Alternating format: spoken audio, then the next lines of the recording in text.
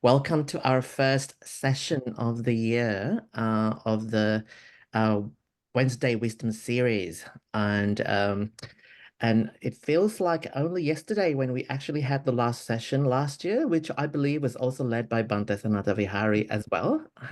So this is the first session for the year. So before we start, I'd like to pay respect to our traditional custodians of the land. So the land that I'm on at the moment is called the Wadumedigal country. So I'd like to invite all of us to pay respect to Aboriginal elders, past, present, and emerging. And they lived in this area for thousands of years. So yeah, this is their country. And I'd like to briefly introduce Bhante Sanathavihari first. Let me just put my glasses on. That's a sign of old age. Okay. So welcome, Bhante. So Bhante Sanathavihari is a Mexican-American Theravada monk at the South Chandra Buddhist Center in North Hollywood, a Sri Lankan center. Bhante is also the founder of Casa de Bhavana. I hope I'm pronouncing that correctly. An outreach project to bring the Dharma to the Spanish-speaking world. And he's also the co-author of Buddhism in 10 Steps. Bhante is a U.S. Air Force veteran who served in the Air Force for 9 years and was deployed 3 times. He ordained in 2015 and also received his higher ordination at the Maharagama Dhammayatanaya Center in Colombo, Sri Lanka. Bhante has a BA in religion and a Master's of Science in Counseling Psychology, especially in marriage family therapy. And he's currently enrolled in the Buddhist chaplaincy program at Upaya Zen Center. Yeah. And just a little bit more about Bhante. Bhante has been researching the confluence of Buddhism and psychology, which is interesting, Bhante. And Bhante, I believe you have also been working with the South and Southeast Asian communities, part of 2 research studies, one on how partners of high conflict navigate the US justice system and the other on mindfulness and higher education. Is that right, Bhante? Yeah. Yes. Yeah. And your personal interest has been on correcting and educating people on the limitations of both Buddhist mindfulness and mindfulness-based therapies, and in destigmatizing mental health and related topics in the South and Southeast Asian communities. So without further ado, I'll hand it over to you, Bhante, to lead the session. We can start with meditation, and there you go, Bhante. All right. Hello, everyone. So I'm happy to be here and hopefully soon in person. So I'm very excited today to see all of you here. Thank you so much. I want to thank everyone who makes this possible at the Metta Center. And yeah, thank you so much. And I think we begin with the meditation. I'll say a little bit more about myself and the topic once we get in the mood. We got to set the mood, right, for the talk. So just invite all of you to get comfortable, get cozy, do whichever you got to do, sit, lay down, stand up, walk, whatever. Yeah, just make sure that you're comfortable. And to the extent that you can, try to straighten up your back. None of us have a straight back and we all have different bodies, but to the extent that you can, try to have a straight back, good posture, lion's pose, right? Chest out, shoulders down and back. Get comfortable. And feel free to rest your hands, wherever you like, on your knees, on your lap, or you can make a mudra, whatever works for you, Just get really comfortable and try to find some stillness in your body, right? So sometimes we may notice that our feet begin to, right, dance a little bit when we sit down, or our fingers begin to wiggle, or we move our jaw a lot or our tongue. So just kind of let's settle down a bit. And sometimes, what helps me settle down is actually like actively moving my body around and trying to find my seat. Like I purposely wiggle a little bit and then I'm like, oh, that's the sweet spot. There's where I want to be. Okay, so today we're going to practice a form of anapanasati, breathing meditation. We're really going to focus on developing calmness, contentment, and joy. So first, I invite you to begin to withdraw your attention from the things that are going on around you, right?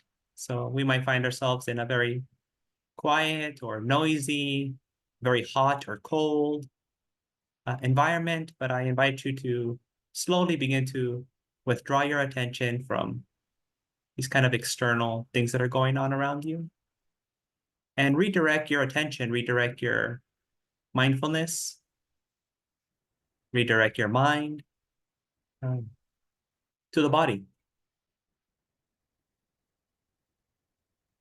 So we can begin resting our attention, we can begin resting our mindfulness on the body.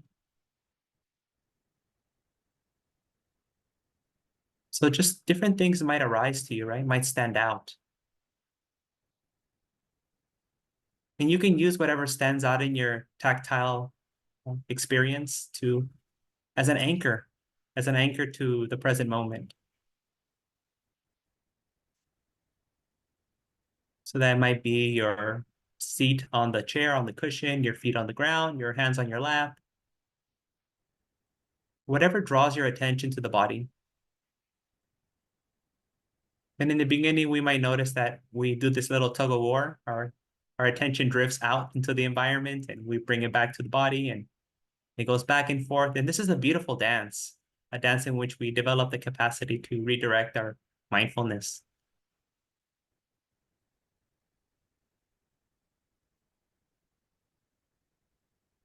So now that we begin settling into our bodies and focusing our attention on the body, I'll invite you to focus on a particular thing that's going on in the body, which is breathing. So become aware of the breathing, which is a bodily activity, a tactile sensation, something that you can feel.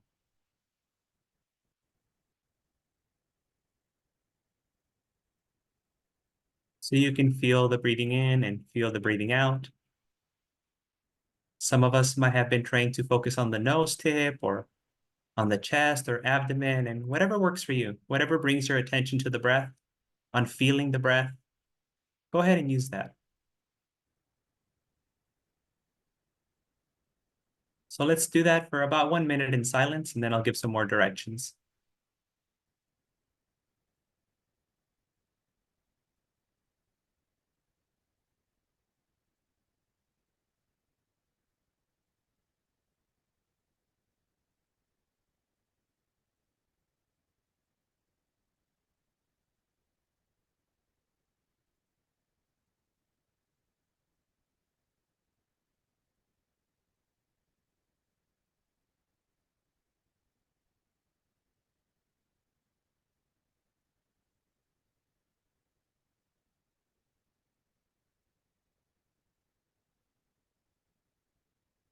So as we begin to observe the body, observe the breathing,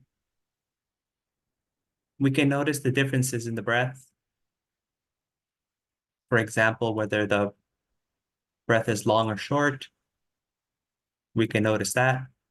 We can feel the breath. This is a short breath. This is a long breath. We don't try to control the breath. We just become aware of it, mindful. We might even notice if we're breathing fast or slow, or if there's any obstructions in the breathing. Maybe one of your nostrils is clogged up or something else is going on with the breath. Notice that too. So let's take a minute to just notice the nuances, the different little subtleties of the breath.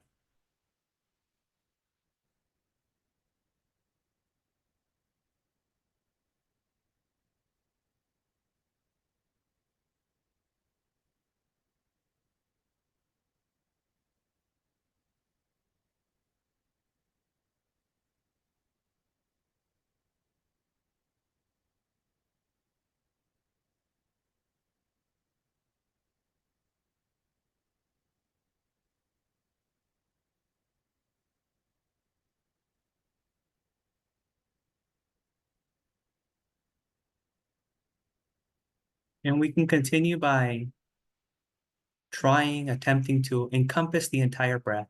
So for those of us that might have a more focused kind of approach to the watching the breath, I invite you to observe the entire breath from the tip of your nose and to your lower abdomen or your entire body. Observe the entire breathing process in its totality.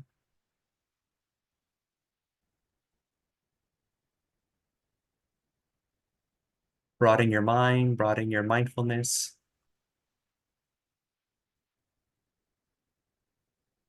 Feeling the breathing in, feeling the breathing out.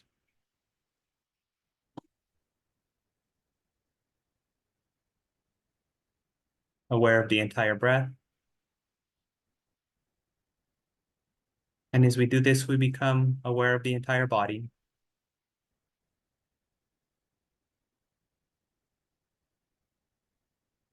Slowly and gradually extending our mindfulness, our awareness, our attention to the degree that we encompass the entire body.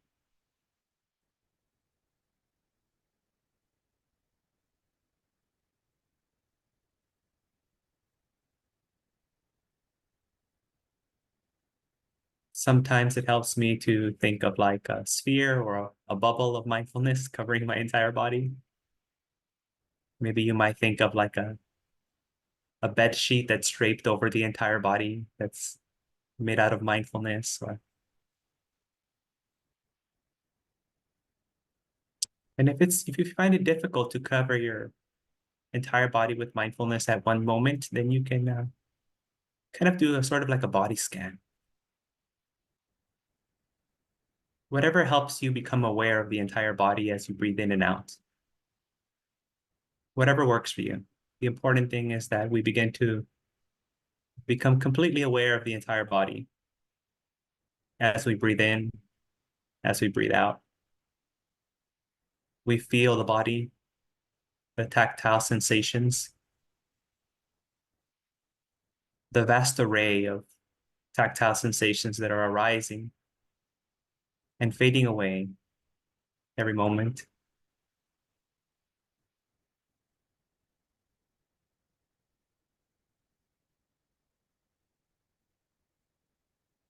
And we begin to find stillness in this body.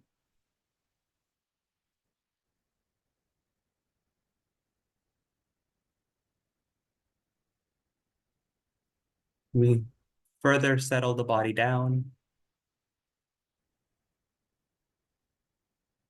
If we're wiggling our toes or fingers or wiggling our tongue around in our mouth, we start trying to stop doing that. And our posture becomes very stabilized and still. Our body calms down, our body becomes relaxed.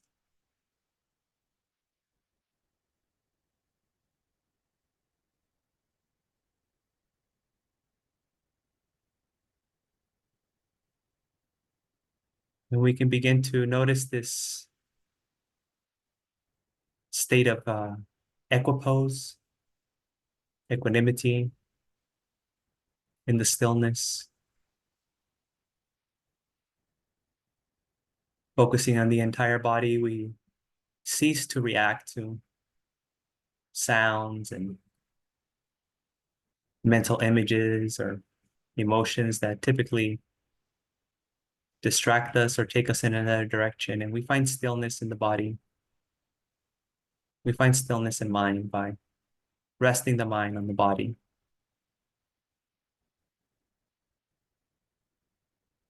Non-reactivity, imperturbability.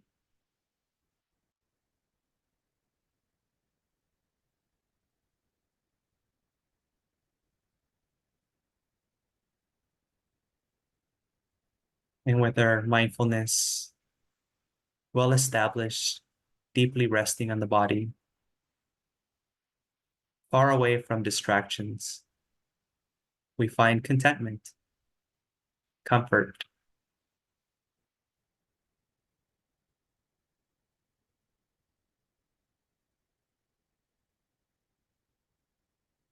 a pleasant abiding here and now.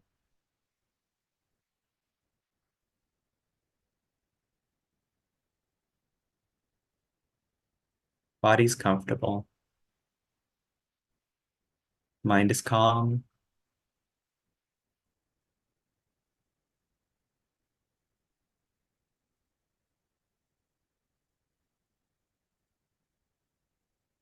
And we can rest here for a moment.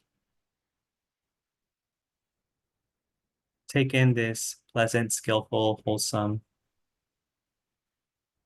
experience.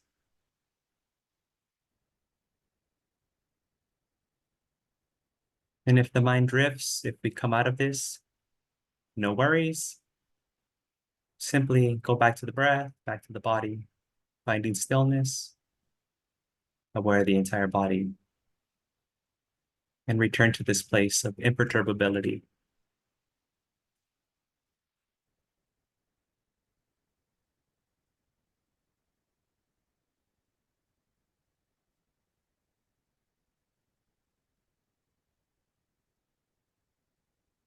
Mind is calm, body is relaxed.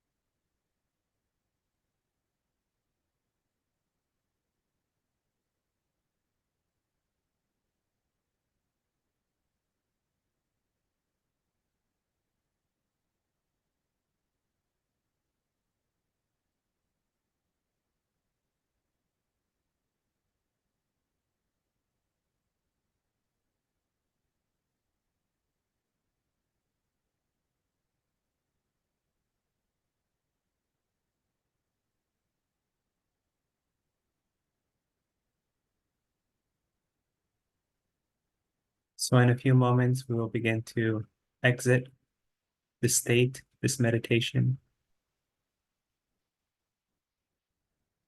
We can slowly become aware of what's going on around us. We can open up our attention and mindfulness beyond just the body to sounds, smells.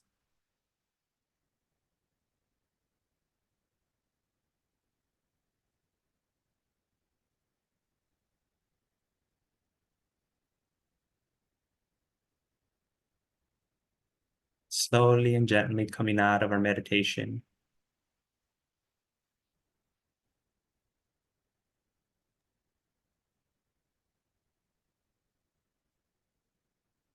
Maybe opening our eyes if they're not open.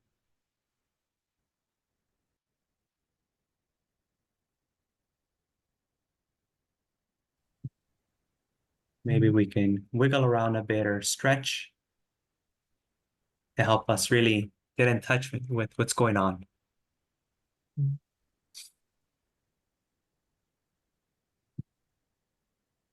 Thank you for leading the meditation for us, Bhante Sanathavihari. So, excuse me. So, Bhante will give us a talk on the title, on the topic of what is it? The Buddha's blue collar friends. And I believe it's about um, how sometimes you say Buddhism is perceived to be the religion for the privileged and the wealthy, but you would like to make it accessible for everybody. And I know that you have been doing a lot of work for the Spanish community, sorry, the Latin community, which is amazing. So I think this talk will be a little bit about that and your experience during your solo pilgrimage that you completed in Cambodia recently, right, Bante? So over to you, Bante. Thank you, Sin Sin. Yes, I'm just going to be talking about, some things I encountered from my own experience and things that have been related to me about Buddhist practice and how people perceive it, mostly from a Western context, right? Including Latin America within the Western context. Um, so yeah, even my own experience when I first came across the Dhamma, the Dharma Buddhism, uh, it seemed like it wasn't for me in some sense the way I came across it. I would see these celebrities practicing Buddhism, right? Or these retreats that I couldn't even afford to get there, to travel to that place where these retreats were going on. And if there was any local teachings happening, they were always like in a more affluent part of the city, you know, and people didn't usually look like me either. So that was a little bit, kind of difficult. And I've kind of heard the same thing from other people within the same context that I've been in, which is like Southern California. Um, Many people that come to our temple, they say they've always wanted to practice meditation or go on a retreat or learn more about Buddhism, but that there was, some sort of barrier there, entrance barrier. Sometimes it was economical, right? Sometimes it was actual like physical distance. It's like too far to get there. Other times was not feeling comfortable, right? In this kind of you show up to a place and people don't look like you. It's a little bit difficult at times, whether the people are Asian or whether the people are European. Uh, and especially in the Western context, in the more kind of secular or um, Buddhism that's not taught in like in Asian spaces. Um, a lot of people have shared their kind of experience of the people who go there. They didn't feel connection, even though the people are very nice, because people tended to be like typically had made more money than them or had a higher education, right? And there was a lot of kind of like intellectualization of, I can't say right now, of the Dhamma, right? Like it's very intellectual, right? And, okay, everyone's talking about these highfalutin social ideas and metaphysical ideas, and it's philosophical, it's psychological, right? That's how the Dhamma is presented in the West, is a very scientific kind of Buddhism. And that was kind of that was a barrier for many people. And even for me in the beginning, like I was coming to the Dhamma for very much spiritual reasons. I wasn't really trying to, you know, I don't know, write a dissertation about the Dhamma or get a degree in Buddhist studies or anything like that, or look for other things. A lot of time in Dhamma spaces, I noticed, and other people have told me that there's particular social agendas, that are in these Dhamma spaces, and they felt like they don't connect to those social ideas, right? And kind of very separate from the kind of everyday lives that they live. So this also happened. I was surprised when I went to Mexico and I kind of heard the same story, right? Like people can't not being able to afford retreats in Mexico, and also when they went there, people were like very intellectual about Buddhism, and some of these people that were trying to practice Buddhism, maybe they never even finished high school, so it just felt like really difficult for them. And these Dhamma centers in Mexico City were also again in nicer neighborhoods of Mexico City, right? Or in like very beautiful places that it's hard to get to in Mexico. And yeah, just today, my friend from Argentina, she now lives in France, was telling me, she was saying, Bhante, like, why is there's like heavy psychological influence when we hear about the Dhamma? It's all about like the ego and all these kind of mental things going on. And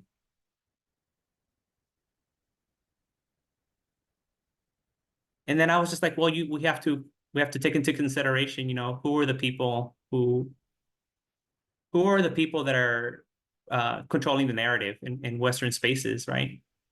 About Buddhism. It's usually not like Asian Buddhists themselves, right? Maybe because of language barriers or being scared of standing out, right? The nail that stands out gets hammered down. When she was telling me that when she reads the suttas, that it's not necessarily this high polluted idea of like over psychology, being over psychological. So why is there this big influence? Why is Buddhism sold as like a psychological kind of self-help, mental health kind of thing? And I went to some time to just kind of show, that that's what people were looking for, and then that's what sells. And many other kind of factors that kind of also wanting to rationalize or justify Buddhism to Western audience, right? Like, oh, it's not just like some woo-woo kind of like magical kind of thing. This is like a scientific, right? Scientific religion. We don't go on beliefs. We don't go on beliefs. We don't go on faith. This is very hyper rational. This actually was a barrier, especially for me coming from like a Catholic upbringing. Like I'm very familiar with like faith and belief. Actually, I love it. I love Sada towards the Buddha and the monks and the Buddhist grandmas. I have deep faith for these people, for these beings. So when I came across this, like I wasn't looking for Socrates or Freud when I came to Buddhism. I wasn't looking for that kind of thing. Like my dad, he was a salesman. My mom just, she worked at a supermarket, at a grocery store, like as a cashier. And then she worked at a restaurant as a waitress. Like, but there is this tendency, there is this barrier, whether it's like educational or economical or other kinds of barriers that impede people from coming. I find this usually affects like people from the working class or lower. It's a little bit more difficult for them to come into these more Western Buddhist or mindfulness or meditative circles. So I've tried to do the little to almost nothing that I can do about it, which is the reality of it. Like can't really do anything about it. But when I've gone to Mexico, I've tried to just meet people where they're at, literally meet them where they're at. So I've gone into these small towns in Mexico to teach the teachings of the Buddha, like completely free of charge and no expectations of like making anyone Buddhist. Or actually, the first retreat that I held was in Jerez, Zacatecas in central Mexico. And virtually everyone there was Catholic, and it was basically like aunties and grandmas, like, bunch of Mexican grandmas and aunties there wearing their crosses to the retreat, and everything. And yeah, and the Dhamma was just very simple. I didn't go into Paticca Samuppada or, like talking about the 5 aggregates. Like, these grandmas, they're not there for that, That's not what they're interested in. What's going on in their life. They're dealing with like chronic pain, or they're dealing with like being separated from their family members who migrated to the United States, and they're trying to make sure that their grandchildren get a good education. It's just like these regular, like very human kind of things that are going on. And even in the US, a lot of people that come to the temple, it's just like they're just trying to survive that day. They're just trying to survive that day. Like they don't know how they're gonna even like pay their car insurance or pay their phone bill. They're trying to eat, right? Like they're trying to face discrimination, institutionalized racism every day. Like that, old, very old kind of, it's not a meme, but little video of like, ain't nobody got time for that, right? Like, ain't nobody got time for these philosophical speculations or like this intellectualizing of the Dhamma when you don't know, like, if you're going to be able to survive to the next month, There's a lot of these people want to learn the Dhamma or even just meditation. So how can we make the Dhamma or meditation or whatever Buddhism can offer to them more accessible, right? How can we talk about the Dhamma in such a way where we can avoid technical words, and we can make the place feel friendly, and we can address what's going on in their lives. But the beautiful thing is, like, there's already many ways to actually address this. And that's what I found, like, traveling throughout, like, Sri Lanka and Vietnam and Cambodia, where Buddhism is just the norm. Like, the monks are just dealing with these kind of things all the time, every day. That's just the way it is. Yeah, like, I recently walked from Siem Reap to Phnom Penh in Cambodia. And it's like over 300 kilometers, something like that. And pure countryside. It's just all countryside. And every night I stayed at a different monastery, and I talked to the abbots of these monasteries, and a lot of young monks, as they're interested. It's like, oh, this foreign monk, what is he doing here, right? So all the, like, little samaneras, all the little young monks come up to you, and they say their few words that they know in English. But when I was talking to them, like, I noticed that they didn't ask me, oh, Bhante, do you believe in rebirth? Or, like, Bhante, how does Paticca Samuppada work? Like, they weren't asking me these, like, technical things about the Dhamma, They were telling me things like, for example, their problems they're having in school, being a monk.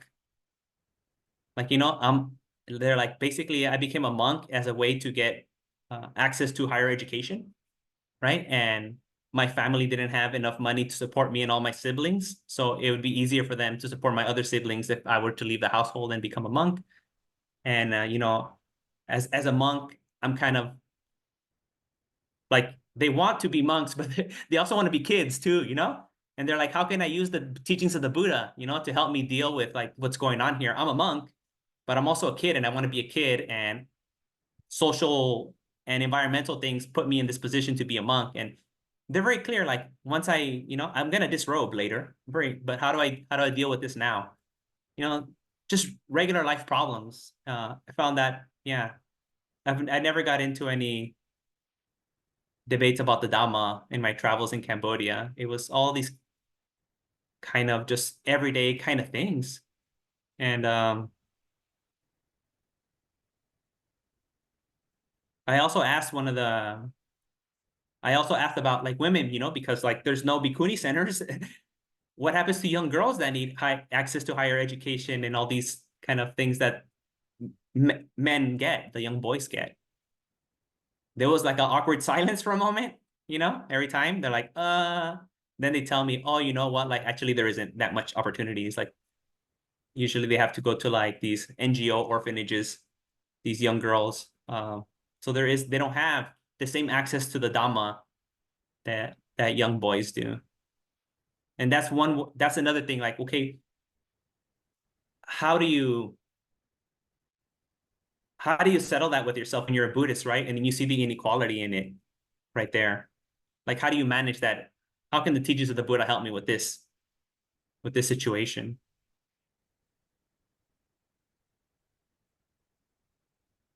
So that's what I mean, like, by blue collar Buddhism. I'm talking about, like, waitresses, I'm talking about people who do clean offices, and I'm talking about people who work, like, in the service industry, and the thousands of people that I saw heading to work every morning in the rice fields, like, out here in Cambodia.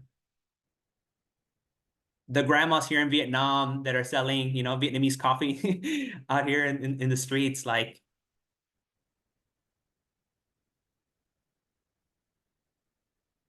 this is the kind of Dhamma I like focusing on, This is my personal interest, and where I see that in the West, we're kind of like, at least in the circles that I've been around, it's kind of lacking. We focus so much on, like, going on meditation retreats and, like, sutta analysis and all this kind of stuff, right? But the reality is like most people in the world are just trying to go about their lives and survive.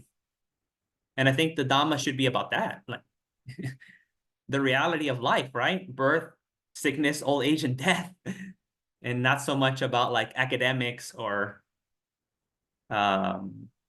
spiritual psychedelic trips in meditation or whatever, you know, things like that. I feel like that's something that's really lacking. But there are some communities like that are, there's like the uh some groups even in the US, in the West, that are doing this kind of work, and it's very beautiful.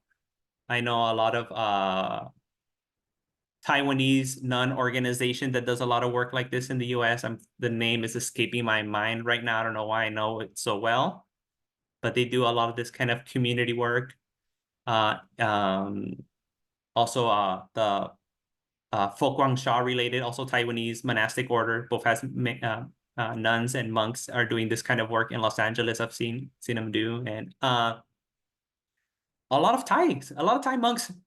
I've seen them when I say at the temples, like dealing with this kind of like these kind of issues, you know.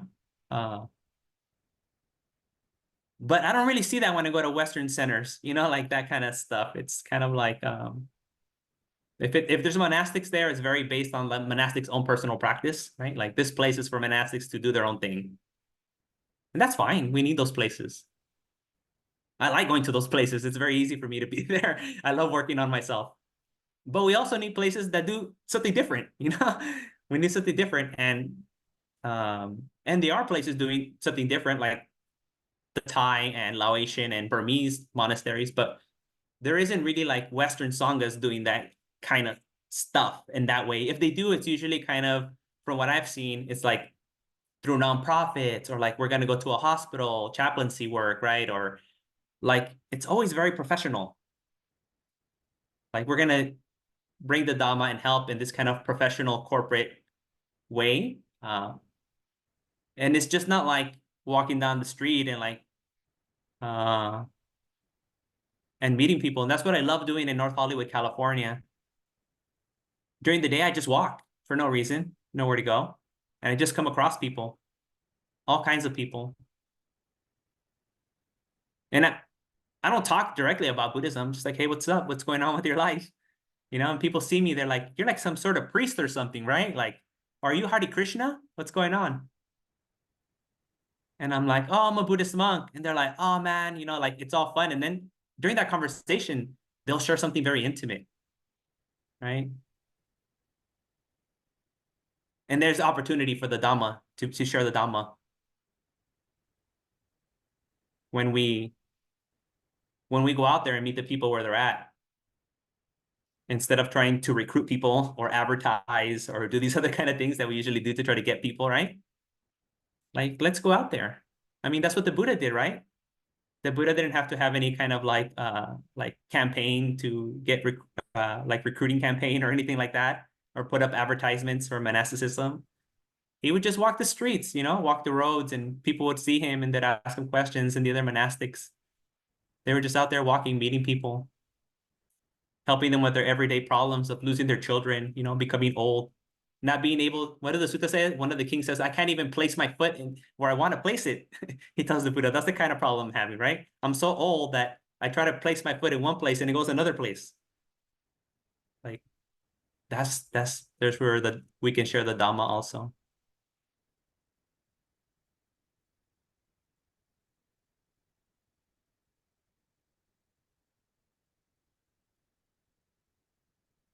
Yeah, I'm just like remembering a lot of things right now. Um,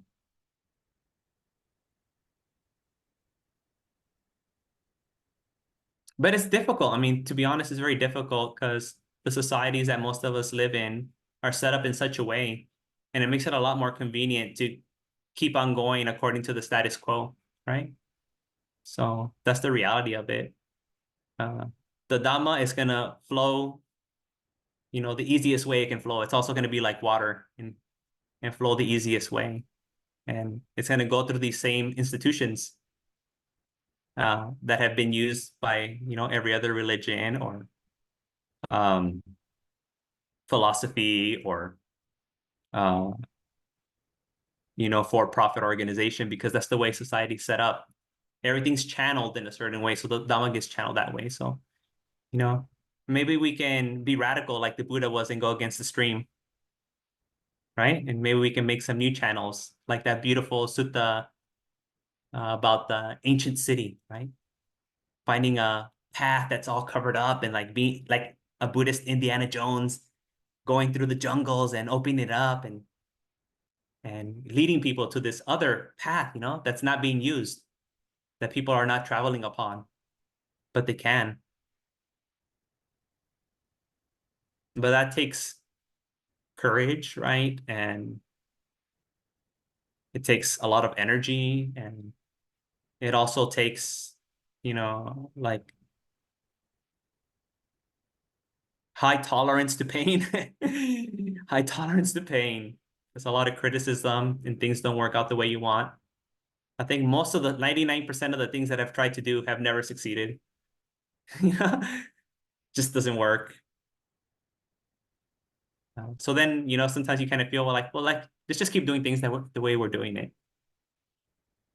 But then I remember the people who are not seen, or the people that feel left out. And that brings some sort of like vigor back into the practice to try to stay creative and be receptive and use my own resilience and fortitude that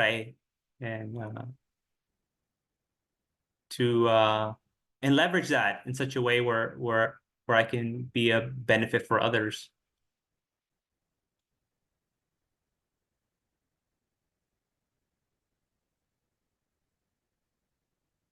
Yeah, like it's I'm even like right now when I'm talking about it, there's always this kind of like inner tension between how far can I go, right? Like before it starts getting political or something, what I say, or it's not proper for a monk to say. There's that tension inside of me all the time that limits me from maybe saying some things in a certain way that I would be able to say if I wasn't a monk and wasn't being recorded and et cetera, et cetera. Didn't have social expectations, right? From like Buddhists, because Buddhist communities have expectations of how monks should act and how they should and what they should speak about or not. So that's also something, that's also something that we need to address. What is allowed to be said, especially for monastics? What can we say? What can't we say? How can we say it? To who? When do monks feel safe to actually express their opinion too, right? I think that's also one of the things that stops this kind of work from happening, especially in places where the monastic order is so integrated or so tied into the ruling party, right? Like you can't say anything, right? You have to be quiet. Or maybe the board of that organization, right? Like you have something to say that goes against what the board says. And he who pays the piper picks the tune, right? So it's hard to say something difficult. And unfortunately, some monastics have told me that, like if they don't play ball with that organization, like they weren't going to be sponsored for their next visa, or they weren't going to get like sponsored to a path to citizenship if they don't play ball with the board, because they're being so radical about addressing some of these issues.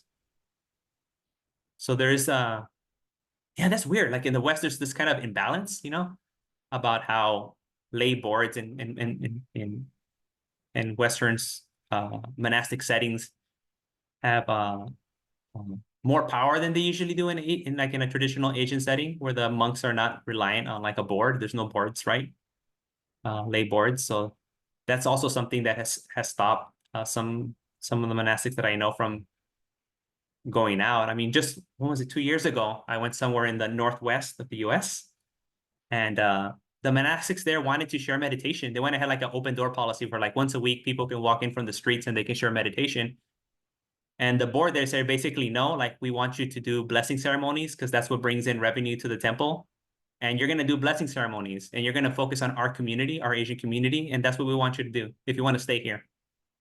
But there was this awesome monk. He said, I'm not staying here then. And he left. And I was like, oh, wow, Bhante, that's great. but imagine like this monk is not a U.S. citizen. He was here on a visa. I mean, he's risking his sponsorship, right, to do that. I mean, wow, that Bhante is amazing to do that. Yeah, so I don't like to put all the weight on like our Western culture, and stuff like that. Some of the barriers, are within the way Buddhism has been practiced traditionally, or cultural aspects within Asia itself. A lot of it comes from there too. It's not like Buddhism is perfect out here in Asia. I mean, you come out here, you find out really fast that it's not. It's kind of like just a different way, different problems going on in a different place. But I believe that, and I think that there's things that we can learn.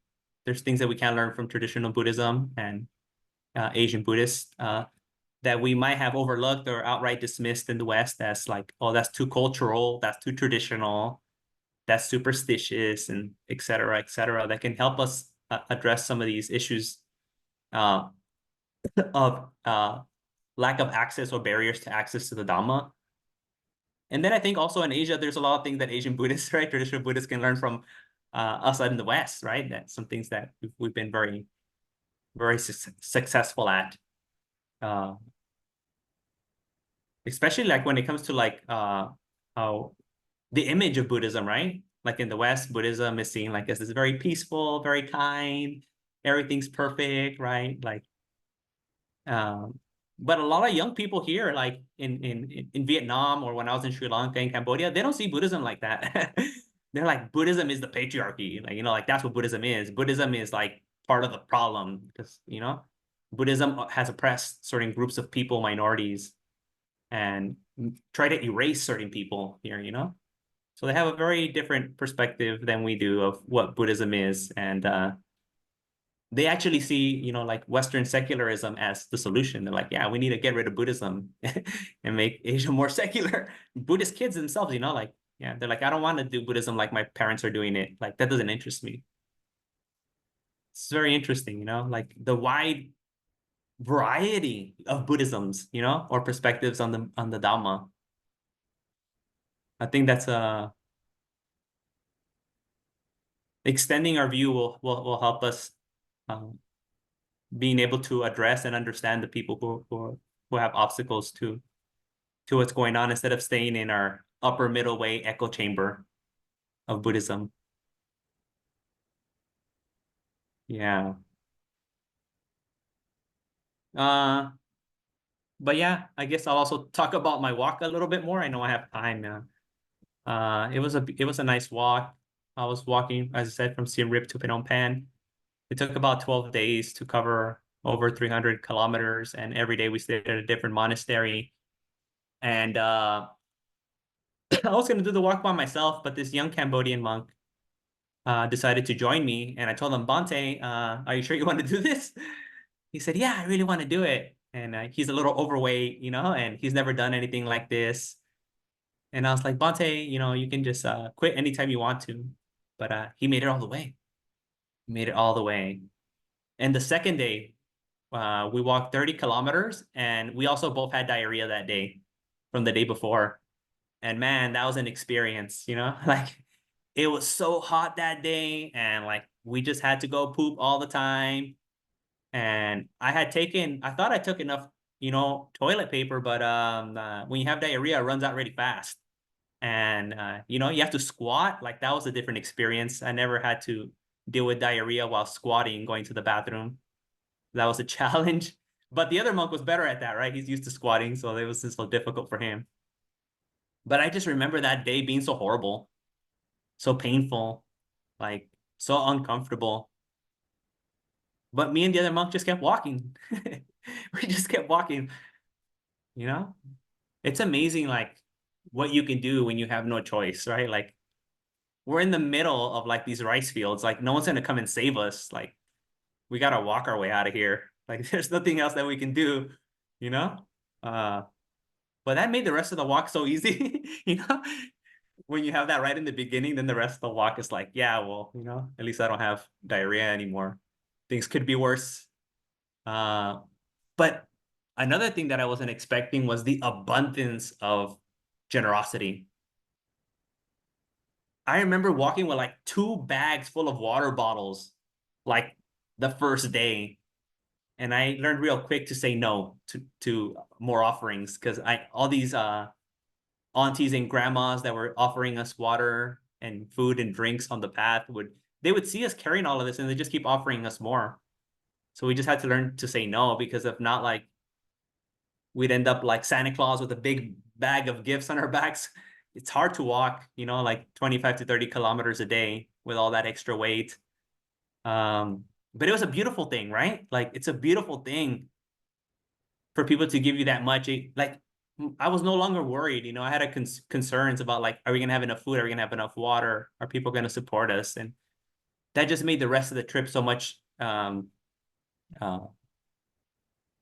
It made me enjoy, and it brought relief, right? Like, that huge sense of relief for the rest of the walk. Like, I knew it was gonna turn out like that.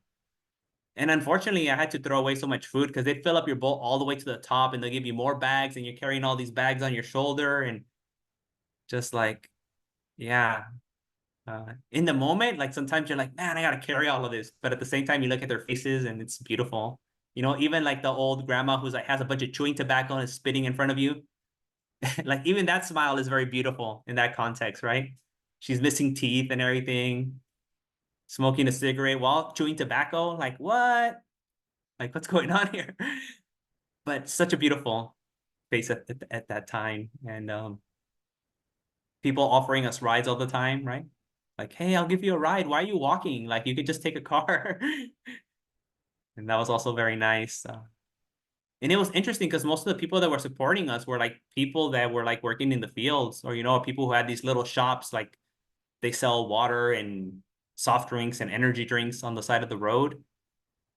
And a lot of these people live in these like huts or shacks. They're not even like houses. They're just like kutis that are like really worn down, made out of like that what do you call it, aluminum whatever thing that it's called, you know what I'm talking about?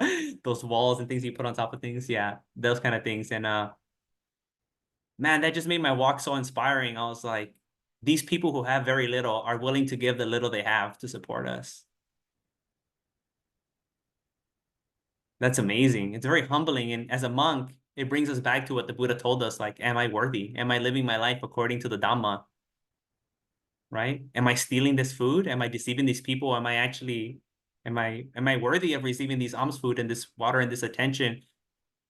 And these old ladies who, like, are hunched over so bad, but they go all the way down to the ground and they put their head on the floor to bow to you and show reverence to you. And I know it's difficult for them. And it's like super hot on the ground, and they're doing it. It really makes you do a like an inventory about your Dhamma practice. And it brings you to tears, it did to me. Yeah, like inside, a lot of not sadness, but like a happiness that makes you cry. uh that's very deep. And yeah, I don't know. I haven't checked. How are we doing? How are we doing on time? Oh, it's almost time for Q&A.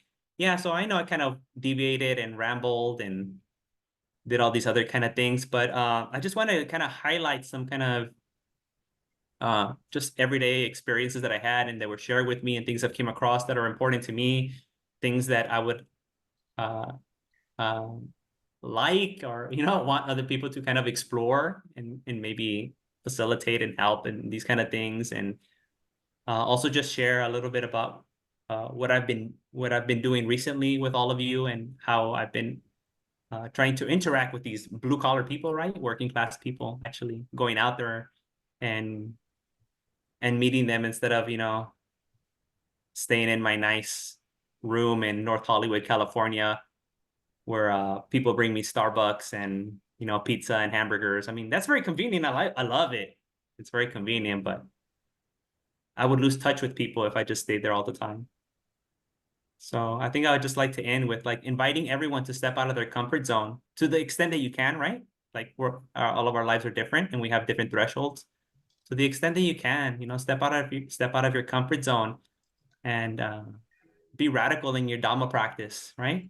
And try to share it in spaces that maybe you wouldn't typically share it, and talk to people that maybe you wouldn't typically talk to.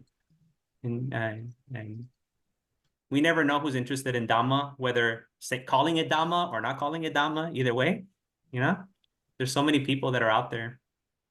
Like the Buddha said to the monks, go out there for the benefit of the many. Don't have two monks going the same direction.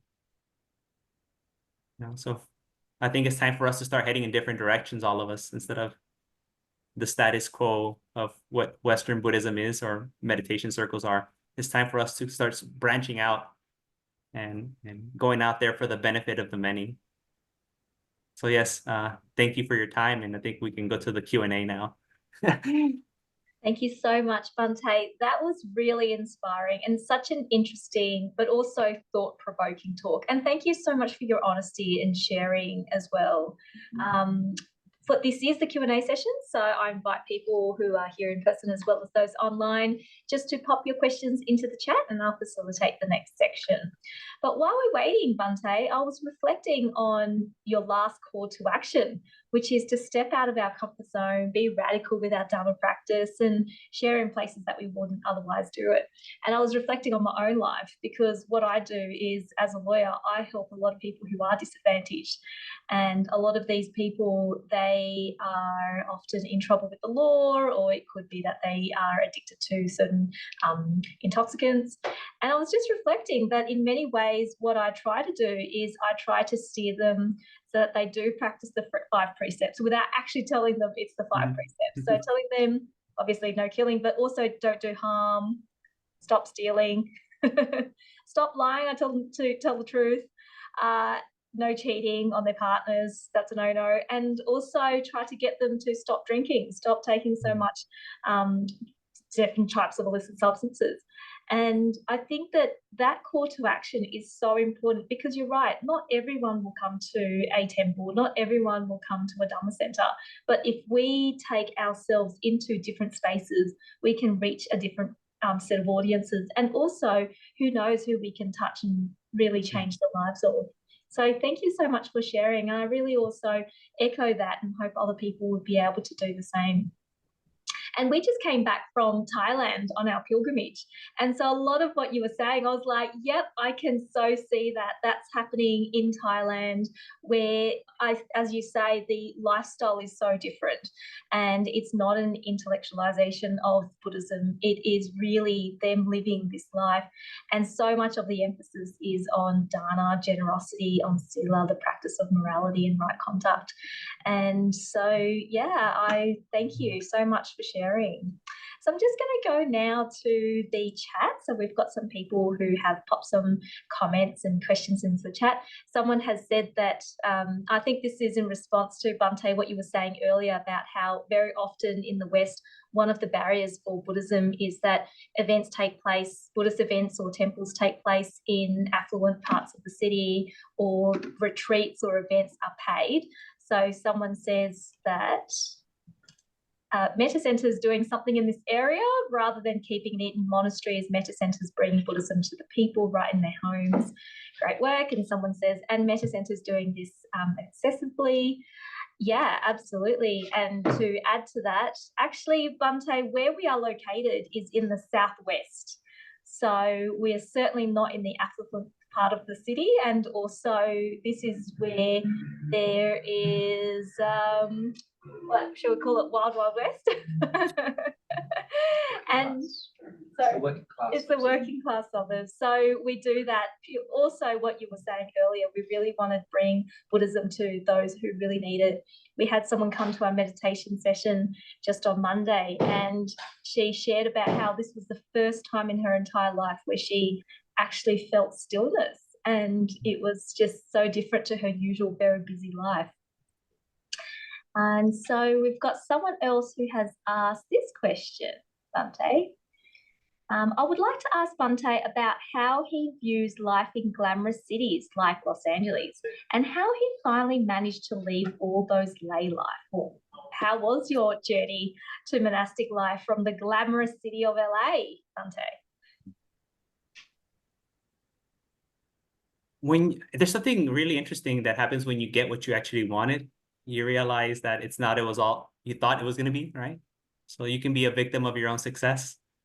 So I think that's kind of what happened to me at the right, like before I became a monk. You know, I had a lot of these kind of personal goals and things that I thought were gonna make me be happy, you know, or I would feel proud of myself, or I don't know, maybe my friends or my family members would be like, okay, he's finally good now, you know, and things like that. And I mean, I'm not gonna lie, it does feel very good, and I really enjoyed it, and I feel blessed because a lot of people don't have that privilege and opportunity to have it. But at the same time, I was like, there has to be something more to just like being like this for like another 60 years until I die. You know, like it's just, you know, like, is this just gonna be it? Like I didn't think that I didn't think that I would be a better person or my family would be any better off if I would just get a better car or a better house or be able to treat them to more nicer things, or, you know, like I didn't think that that would really have an impact on myself and my family,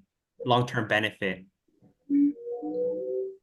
But through the Dhamma practice that I did have at that time, I had personally seen for myself, and even my mom and friends saw the benefit that it brought. So I was like, well, let me focus on that, which I think is bringing benefit.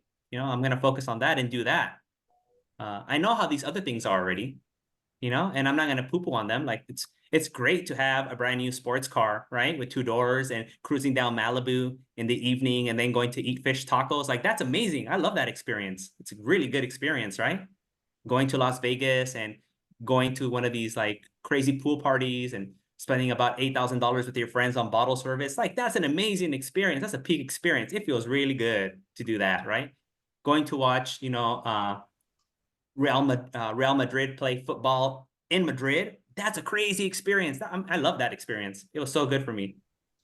You know, like, so I'm not poo-pooing on any of that. It's all great and lovely, you know, and if it comes to you, great, enjoy it.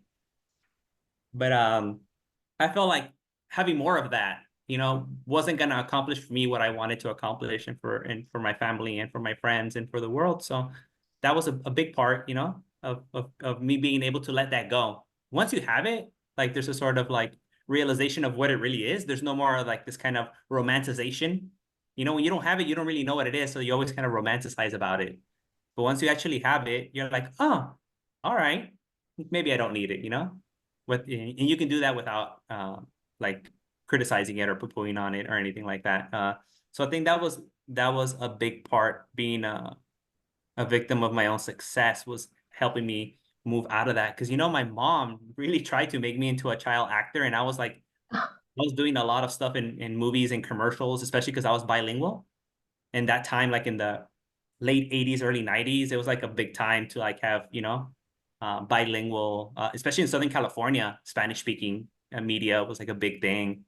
And my mom was really pushing me to that all the time. Like I was missing a lot of school. Actually, my grades were doing pretty bad because I was focusing so much on like acting and all that kind of stuff. And then seeing a lot of my friends doing acting, and I did dance like all through middle school, elementary, high school, being part of the entertainment industry and having many friends there. And just also once you really know it, there's a sense of like also like, oh, okay, now I know what it is. There's no romanticizing it. Like if you lived out in the middle of nowhere, like in, I don't know, in the outback or like in Ohio or somewhere far away from Hollywood or Bollywood, you might have some romanticizations about what it is to be like in LA and Hollywood. But once you're there, and you live there your whole life, it becomes very normalized, and you're like, oh yeah, that's easy to leave behind. So I think like these kind of things, like really understanding something. I think that's why the Buddha said, right, dukkha should be understood.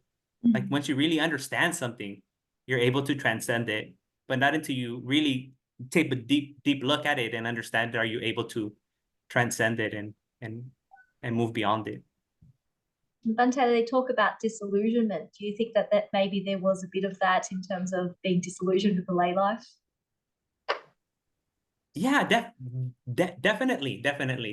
You know, but at the same time, I think that if there were like some lay option where I could have kind of had more access to practice the way that I wanted to, like that would have been great too, you know? So like, Yeah, because we can also romanticize being a monastic too, right? And like, that ain't true. That ain't true. I'll tell you that real quick. You better throw that away if you come into being a monk with that kind of idea about like, oh, everything will be better when I'm a monk. It's not. It's not going to be better. It's going to be just different problems you're going to deal with. Thank you for sharing. And again, thank you for your honesty. You know, this is important for those who are looking at doing that. It's important to know. So we do have another question, Bhante. Hi, Bhante. You talked about the social expectations of monastics expressing their opinions. What about the Vinaya? What would be your limitations in expressing your political opinions? Yeah. I mean, anything that's a call to violence or harm, definitely you should refrain, from enticing and promoting violence and harm. So we have to be very careful with our words to make sure that, we're not doing that or unknowingly telling a lie, right? So when we speak, we have to try to speak from like getting the facts straight, right? Trying to be educated to the most that you can. It's hard to access good information, especially in an age of misinformation, but to the extent that you can speak truthfully, always try to speak truthfully, So we want to try to abide by the spirit of the Vinaya and also following the letter of the Vinaya too, right?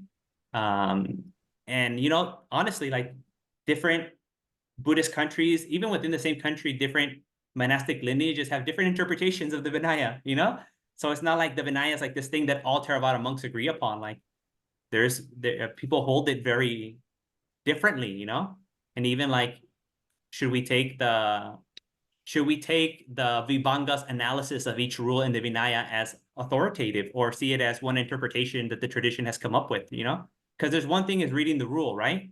And another thing is like what the analysis of the rule by the Vibhanga, like, is that also cannot, like, do we accept that as legitimate as the rule? Was that an interpretation of the rule, right? So depending on how you deal with that, you'll come up with different ways to practice the Vinaya.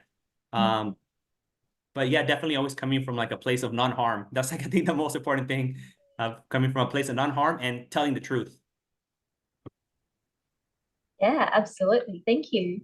And another question, Bhante, you've talked a lot about dealing with working class people who have different spiritual needs from the wealthy, etc.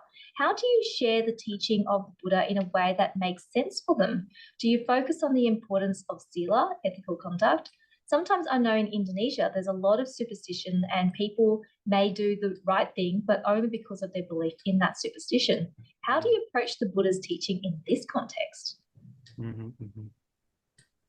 Yeah, so I usually just try to listen to the people and I do a lot of listening. And I've actually had people that I'm working with tell me like, aren't you going to say anything? Like I've been talking for 40 minutes, Bhante, and you haven't said anything. Yeah. So I really focus on like listening and validating people, their experience, and gaining trust. And then asking them, what can I help you with? Like, what's important to you? What would you like for me to talk about? What would you like for me to share? Instead of me like coming with my own view, right? Or this is what the tradition says. Like, no, like, how can I help you? Very tailor-made, right? Very unique for that person's situation. Yeah. But I think that requires a lot of listening. So we need to get out of like preaching or wanting to help sometimes. Wanting to help sometimes comes from us being uncomfortable with what's happening. So it's really about soothing our own being uncomfortable, not wanting to be uncomfortable. So we need to help to get rid of that feeling that I feel I don't like feeling uncomfortable. You have to deal with like learning to be uncomfortable with your incapacity to help people too. That's also an important thing, realizing that you can't help everyone. And sometimes all we can do is listen or just be there, or even just make the offer, extend your hand. That's all that we can do. So we listen and we ask. I think those two things are a good way to start, a good way to start this. But when it comes to things that are superstition, like, and things in the culture, a lot of these things, they might be true or not. I don't really know, I've never like looked into these beliefs that people have, and then maybe offhand I'll be like, well, that sounds ridiculous. It's not scientific. But I'm not sure, like, if the scientific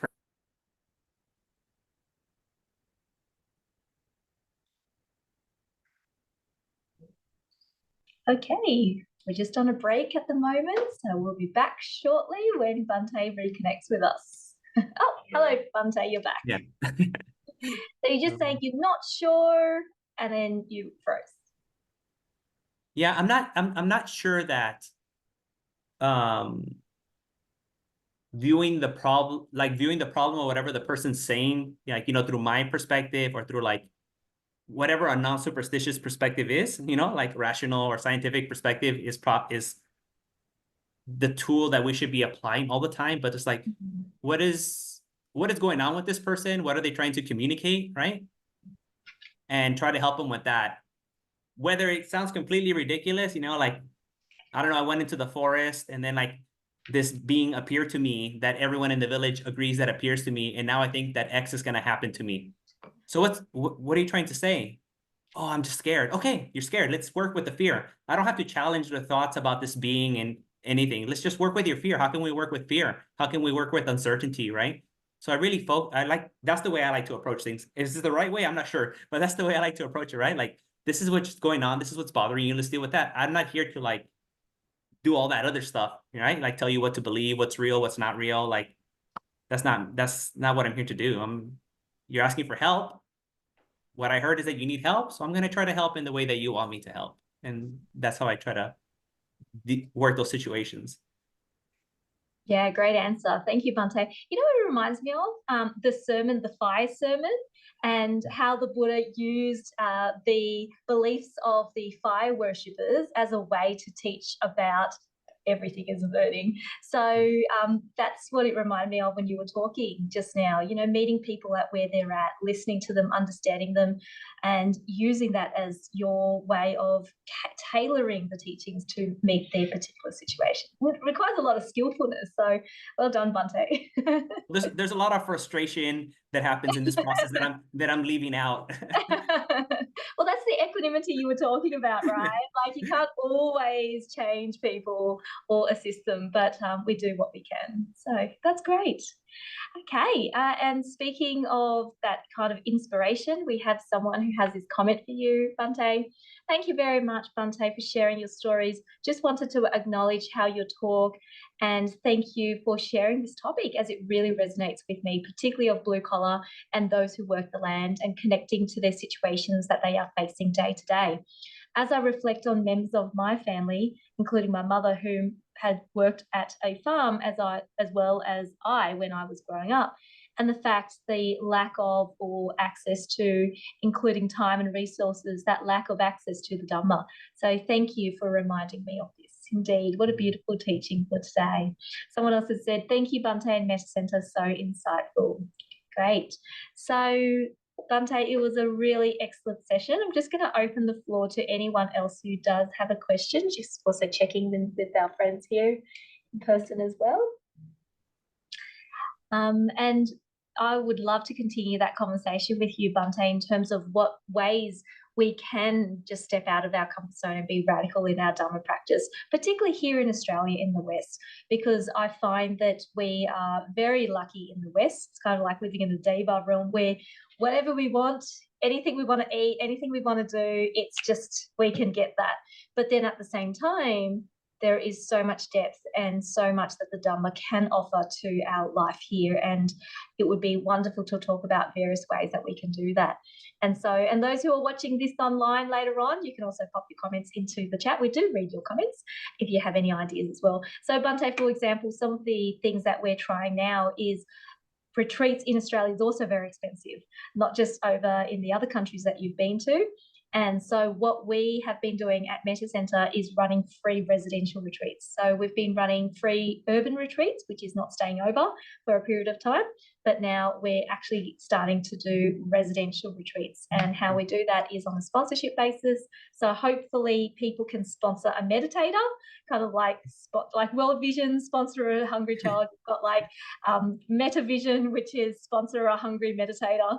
And so people who wish to offer that donation, that sponsorship, then we can also use that to cover the costs for other meditators in the future. So we're trying different ways because, as you say, and as others have said in the chat today, access to the Dhamma is so important. And we don't want money to be an impediment. We think that there are so many valuable things that the Dhamma can give to our life, and indeed it is priceless. So I'm just going to also check into the chat again. So someone else has said, thank you, Bhante. Your comment about the intellectualization of the Dhamma is much appreciated, because in my own practice, using the intellect is in fact something that hinders being more present in the body and in the emotion and in their heart. So maybe just on that, Bhante, a question then is, how do we practice the Dhamma such that because we still have to intellectualize some parts of it, we still have to learn that. How do we make it real? How do we make it real in our day-to-day life, in our body, in our emotion, in our heart? Mm-hmm. There's this beautiful passage where the Buddha says, to the extent necessary, right? It repeats itself. One develops this to the extent necessary, right? So how do we know what's the extent necessary? Well, it's when it begins to give fruits, when something gives fruits to the extent necessary, once you start seeing the benefits. And then sometimes if you do something too much, you start losing the benefits, right? So I think this over intellectualizing things, you automatically begin to see the negative, right? You start ruminating a lot, like more skepticism. You start one-upping people, like, oh, and this is this, and I'm better than you, right? Like, whoa, now you're starting to see the negative. Like you've gone past the part where it's giving you benefits, and now it's like actually giving you a loss. So you have to have a lot of you have to be very sincere with yourself and see, how that's working out for you. Just like with meditation, right? Sometimes people meditate so much that, they start getting like aversive to like normal life or other things. And they just always want to be in meditation, and everyone upsets them. And why are you interrupting me? Okay, now you've gone too far, because now like you're developing aversion instead of developing, the serenity that you wanted. But that just takes a lot of, honesty, being honest with oneself and being open to critique. And seeing the results of your practice. I think the Buddha, like in the Kalama Sutta, seeing the results of the practice is the ultimate test, right? So if you're neglecting your duties because you're just like studying suttas all the time, hey man, like you've taken it too far, right? If you're like overspending by ordering books on Amazon or whatever thing you do, like, and your partner's upset with you, like you've probably taken it too far. If you're getting into debates on Reddit about things, you've probably taken it too far already, right? So like the Dhamma, learning the Dhamma, studying the Dhamma, analyzing the Dhamma, even in an intellectual, like a kind of academic setting, it's supposed to be for your benefit, right? So once you see that it's not for your benefit, you need to kind of back down already, right? So I think that's like the proof is in the taste of the pudding. Yeah, amazing. Someone else has said, thank you, Bhante. I wonder what are some things you can talk about with people who are, say, homeless or struggling financially? With people who are what? Homeless or struggling financially. Yeah. So what are some things that you can talk to them about?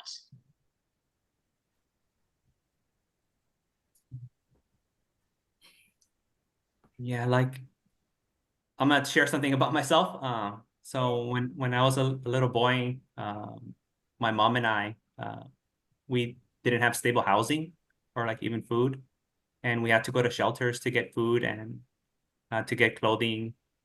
And my favorite part was to go get a toy. They give you one toy every time you go, you can get one toy. And my little sister, and we just walk around the streets all day. And I remember my mom, I'd be hungry sometimes. We didn't have food, and I would ask her for food, and she would say that the food was made up from rats. She's like, oh, that's rat. Those hot dogs are made out of rats. And that would, oh, I don't want it. That was a way for me not to want what I wanted, those things that I was craving for, and things like that. Yeah, like, and I often think like, what would I say to my younger self like then, right? Like going through that in my mom. My mom was like a teenage mom. Like, what would I say to her at that moment? Like when she's a young woman with like 2 kids on the streets, like doesn't have enough food, doesn't even like know where to stay. I don't know if there's anything we can say. I don't know if there's anything we can say. Maybe we just have to be, like we have to face it. We have to face it. Maybe that's all we can do is acknowledge it and face it and validate that person. I think sometimes just being present. Yeah, I can't think of anything.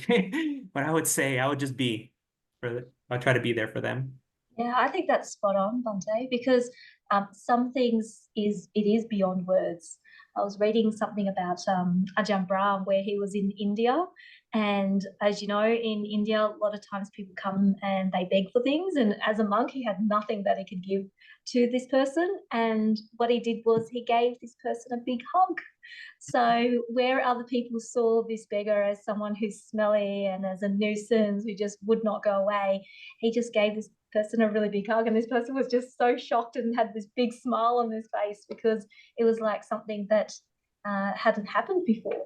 So, Matt, you're right. I mean, having that presence, confronting that, acknowledging them, making them feel seen rather than invisible, and maybe then feel loved as well. So, yeah, thanks for sharing. And thank you so much for sharing your story as well. You know, your openness and honesty and vulnerability it really shines in this session with you. So thank you. And someone has said, we are human beings, not human doings, right? So indeed, so sometimes just being with people, being with that difficulty and being with them through that is so important. Someone else has asked, Bhante, can you share more about the Eastern perspective on Buddhism? As you mentioned, people from those countries may feel that Buddhism is part of the problem. I've never heard that coming from a Western society and would like to increase my awareness of this. Yeah, I mean, the way Buddhism is practiced in a lot of traditional spaces, countries, it's very, you know, male dominated, right? So women have very little voice. And I've actually spoke to a nun who was a doctor, and her master was sick, and she wanted to give some input about her master's condition. And the other monk said, your opinion doesn't matter here. You know, even though she's a doctor, you know, her opinion is valuable. Like, no, even though you're a doctor, you're still a woman. So like, we're not going to listen to you. Right? It happened here where I'm at in this place. Yeah. So also how the institution of monasticism cozies up to the government and the military many times, right? That's very problematic. And how the monastics support a lot of these kind of things that are going on with those institutions, right? So then people who are experiencing, right, the negative consequences of those things, they're like, well, obviously Buddhism, monasticism, you guys are the problem, right? Like, you guys are giving power to these people. You're validating them in society. You're endorsing them, right? And so yeah, people see Buddhism as part of the problem. Some young people see it like as an old dogma, you know, that's not applicable to modern days. You know, they're like, well, we're just going to leave that behind and jettison it and just like be completely secular. We don't need Buddhism. Because for them, Buddhism is very much like all the things that in the West, we try to say like, well, that's not the important part of Buddhism. Like they see in their country, like, actually, this is a very important part. This is what everyone's doing here, right? So they don't want anything to do with it because it's still associated with it. So yeah, I mean, you can find this, I'm pretty sure, like if you're in Australia and you have some Asian friends that grew up Buddhist, they'll tell you some negative things about Buddhism, right? Like, or how they experience Buddhism through their life. So there is a lot of critiques, and very justified critiques too, you know, of what's going on with Buddhism in its traditional spaces in Asia and things like that. You don't have to look too far to find it. Do you think there's any potential for change, and particularly within those countries, by those who are critiquing it, but at the same time, they may still have that love for the Dhamma? Here's like one of the most amazing things that I came across. The young monastics. A lot of these young monks that I met, they're like more radical than I am, or that I ever thought that I could be. Like, they got crazy ideas about, like, this one monastic is working on basically like changing the education system in their country, right? Like, we're gonna change what the government requires. Like, we need to change because it's unjust the way what the government is requiring within education from this particular community, that there's no way they can meet those standards, right? It's like an unjust system. So that's his whole thing. That's what he's trying to do right now. He's working on like wanting to revamp the national education system in this country. Wow. So like there's these young monks that are like, you know, they're the ones who I would, you know, really wish people knew about these monastics that they have these great ideas and that are doing this kind of work and trying. So they're my hope. They're my hope for the future of like monasticism and Buddhism changing in Asia, the young generation. But it's difficult when the system and everything, the culture revolves around seniority, right?